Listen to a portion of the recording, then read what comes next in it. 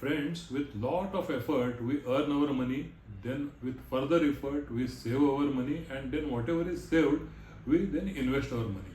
And whenever we invest our money, then we are always concerned about the returns. Then we calculate the returns in various ways. We calculate the IRR, we calculate the XIRR, we calculate the CAGR, we calculate the rolling return and whatnot. But all these returns, do you think that when we invest, how many of us we sit down, then plot something on Excel and look at the returns, and then, or we sit with our family over a dinner table, we discuss something, and then we take our investment decision? What is more common? It is always in consultation with family. That is what is my experience. So, with this same experience, recently I came across a bestseller book. The title of the book is Psychology of Money, and it is authored by Morgan Housel. I will recommend reading this book because this tells 19 short stories about explaining his Morgan Housel's views towards money. It is basically the topic of behavioral finance, how our behavior affects our investment decisions. So, I am now going to tell you 10 major takeaways from this book. Takeaway number 1: behavior over knowledge. Financial success is more about behavior than about our knowledge. Even with the best of financial advice, poor behavior can lead to poor outcomes. Therefore, consistent, prudent actions often outweigh complex strategies. Point number 2: the role of luck and risk. However, we may undermine luck or risk. The luck and risk play significant role in our financial outcomes.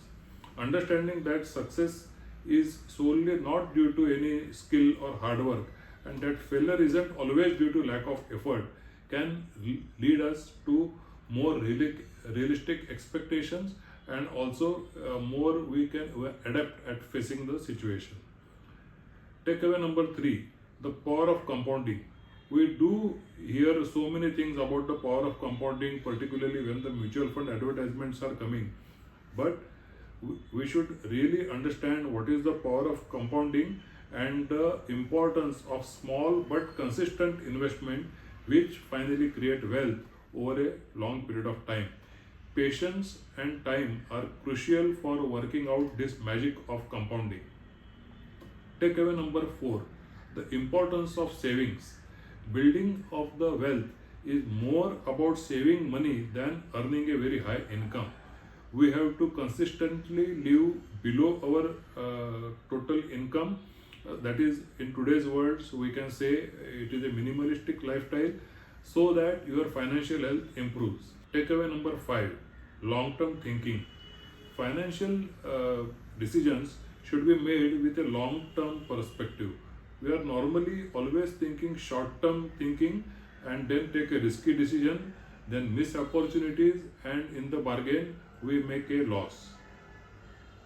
Takeaway number 6: the influence of personal history.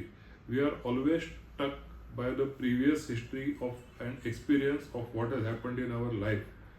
Understanding how past experience shape our financial behavior can help us make more informed decisions. Takeaway number 7: financial independence versus wealth.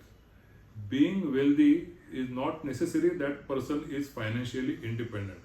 Financial independence means the freedom to make choices without financial constraints rather than simply having a very high net worth.